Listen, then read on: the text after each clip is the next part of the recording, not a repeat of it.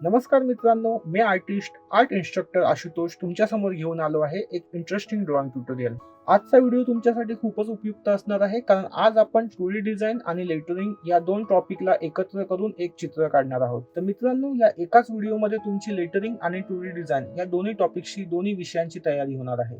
चला तर मित्रांनो, सुरू करूया आजचे ड्रॉइंग ट्युटोरियल। सर्वप्रथम समजून घेऊया आजचा विषय, आजचे कार्य।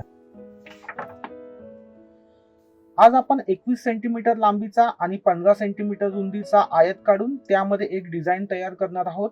यासाठी आपले डिझाईन एलिमेंट असतील आर्टिस्ट हा शब्द, तसेच ड्रॉइंगचे जे टूल्स, साहित्य, साधनं असतात त्यांचे सोपे सिम्प्लिफाईड आकार।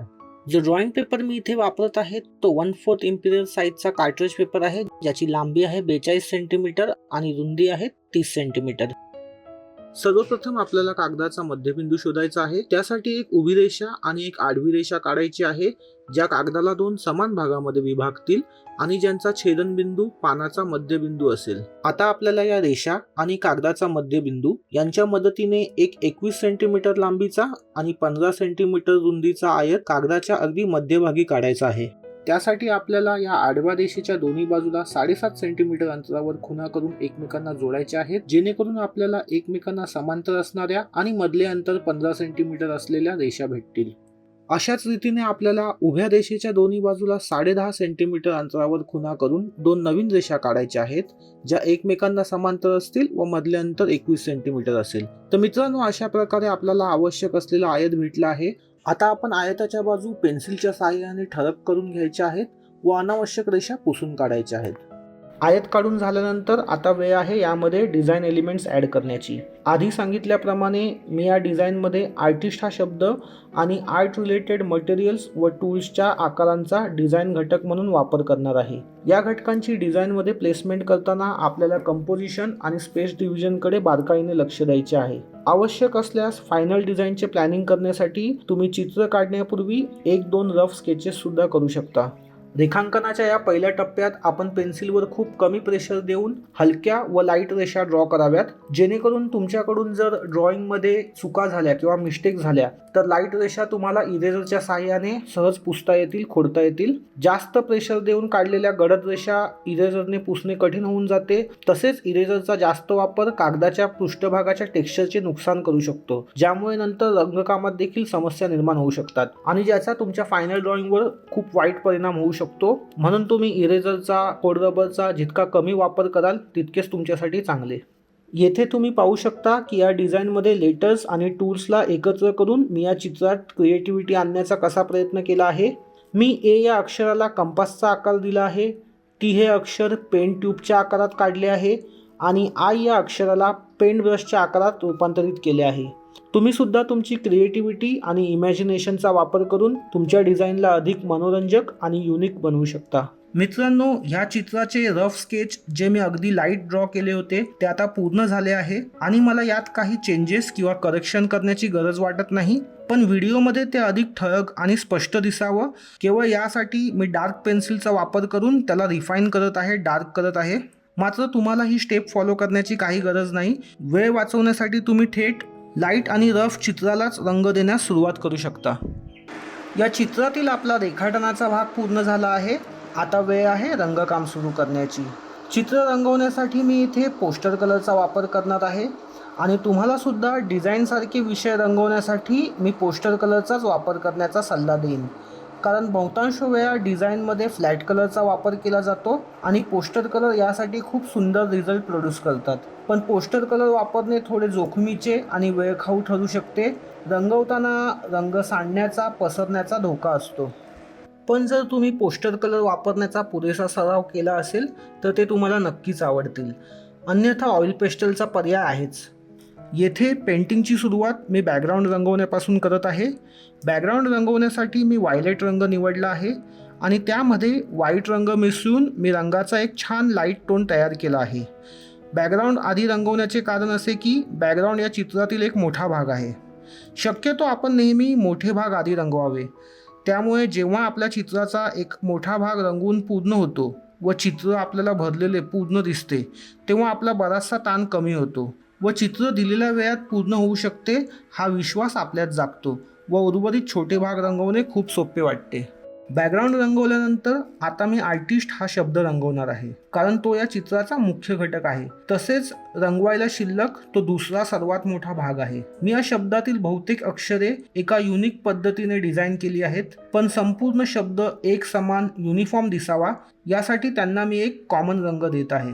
येथे मी अक्षरांसाठी पिवळा रंग वापरत आहे, जेणेकरून जांभळ्या पार्श्वभूमीवर आर्टिस्ट हा शब्द उठून दिसेल. तसेच या रंगसंगतीमुळे डिझाईनमध्ये एक कॉन्ट्रास्ट क्रिएट होईल. बॅकग्राऊंड आणि आर्टिस्ट हा शब्द पेंट झाल्यानंतर आता आपण उर्वरित डिझाईन एलिमेंट्स पेंट करणार आहोत. सुरुवात आपण पेन्सिल पासून करू. पेन्सिलसाठी रेड कलर चांगला दिसेल. इथे कोणता एलिमेंट आधी पेंट करावा, कोणता नंतर करावा याचा काही फिक्स नियम नाही. यामधील बहुतेक ड्रॉइंग मटेरियल जे आपण डिझाईन एलिमेंट म्हणून वापरले आहेत ते तुम्ही कधी ना कधी पाहिले असतील किंवा बहुतेक वस्तू वापरल्याही असतील. तर या वस्तू कशा दिसतात, त्यांचे कुठले कुठले रंग असतात याचीही तुम्हा सर्वांना चांगलीच कल्पना आहे. तर तेच रंग आपण पेंट करताना वापरणार आहोत. जसे कैचीचे हँडल्स विविध रंगात उपलब्ध असतात. ब्रशचे हँडल शक्यतो रेड, ब्राऊन किंवा व्हाईट कलरचे असतात.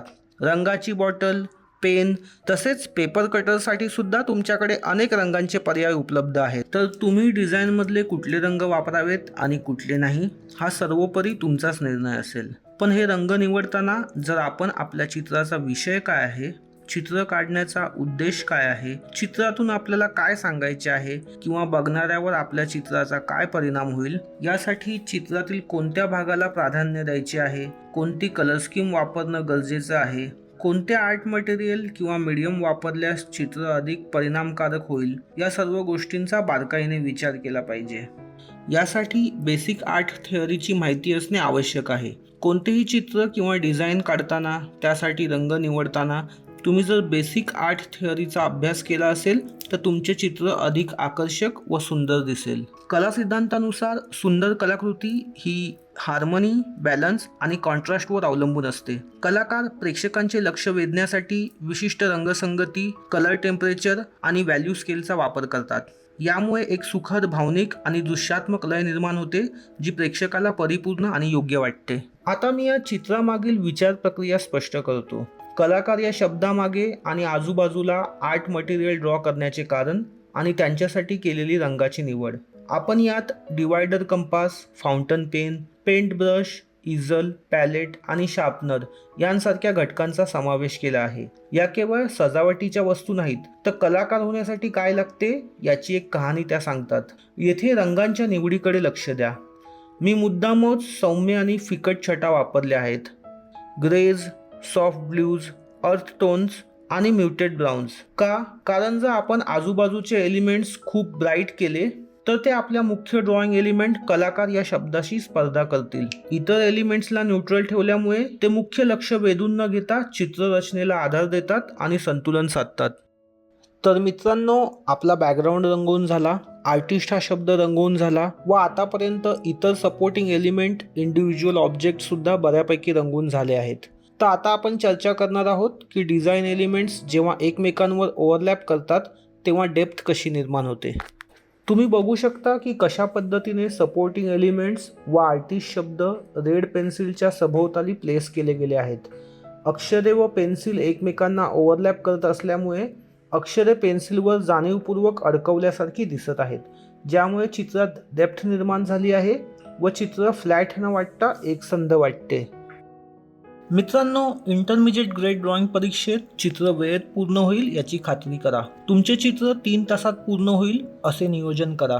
मी माझे हे चित्र वेळेत पूर्ण केले आहे, कारण माझी चित्रकलेची क्षमता आणि वेग लक्षात घेऊन दिलेल्या वेळात जेवढे चित्र मी काढू शकतो, पेंट करू शकतो तेवढेच मी ट्राय केले आहे. तर तुम्हाला गरज वाटल्यास डिझाईन सोपे करण्यासाठी तुम्ही मोठे आकार काढू शकता किंवा डिझाईनमधील काही घटक सरळ वगळूही शकता. चित्रकलेची प्रक्रिया पूर्ण करण्यासाठी तुमच्या मुख्य बाह्यरेषांना पुन्हा सुस्पष्टता आणि रेखीवपणा देता येऊ शकतो. याकरता बारीक ब्रश किंवा आउटलाईन पेन वापरून चित्रावर पुन्हा व्यवस्थितपणे गिरवून घ्या. तुमच्या इंटरमिजिएट आणि एलिमेंटरी ड्रॉइंग परीक्षेसाठी विशेषतः डिझाईन पेपरसाठी हे 3 गोल्डन रूल्स लक्षात ठेवा. Focus on focal point. Particularly या चित्रात लेटर आर्टिस्ट हा तुमचा फोकल पॉइंट आहे. चित्रात कलर थेअरीचा, कलर स्कीमचा जाणीवपूर्वक वापर करा. पिवळ्या आणि जांभळा यांसारखे हाय कॉन्ट्रास्ट कलर किंवा कॉम्प्लिमेंटरी कलर फ्लॅट डिझाईन मध्ये सुद्धा ऊर्जा आणतात. Keep supporting element balance. Neutral रंगछटांमुळे तुमचा बॅकग्राऊंड खूप जास्त क्लटर्ड किंवा भरलेला दिसत नाही. तर मित्रांनो, या डिझाईन कंपोजिशनचा तुम्ही नक्कीच प्रॅक्टिस करा. तुमच्या रंगसंगतीसोबत प्रयोग करू शकता. आणि या ट्युटोरियलबद्दल तुम्हाला काही प्रश्न असल्यास मला कमेंट्समध्ये कळवा. तर मित्रांनो, कशी वाटली तुम्हाला आजची ही ड्रॉइंग? अशा प्रकारची ड्रॉइंग जर तुम्ही इंटरमिजिएट ग्रेड एक्झाम परीक्षेमध्ये करू शकलात तर तुम्हाला नक्कीच चांगली ग्रेड मिळण्यामध्ये त्याचा उपयोग होईल. माझा चॅनलचा कंटेंट तुम्हाला आवडत असेल तर चॅनलला सबस्क्राईब करा. त्याशिवाय तुमच्या मित्र परिवाराबरोबर किंवा ज्यांना elementary intermediate drawing grade exam परीक्षा द्यायची असेल अशा कुठल्याही तुमच्या सहकार्याबरोबर हा व्हिडिओ नक्कीच शेअर करा. आणि जर तुम्हाला हा व्हिडिओ आवडला असेल तर मला अपेक्षा आहे की हा जो मी स्थिर चित्राचा किंवा वस्तुचित्राचा स्टील लाईफचा व्हिडिओ आहे हा व्हिडिओ सुद्धा तुम्हाला नक्की आवडेल. हे व्हिडिओ सुद्धा तुम्ही माझ्या चॅनलवर बघू शकता. त्यासाठी इथे कुठेतरी लिंक असेल, त्या लिंकवर क्लिक करा. तर मित्रांनो, भेटूया परत एखाद्या ड्रॉइंग व्हिडिओमध्ये. तोपर्यंत गुड बाय.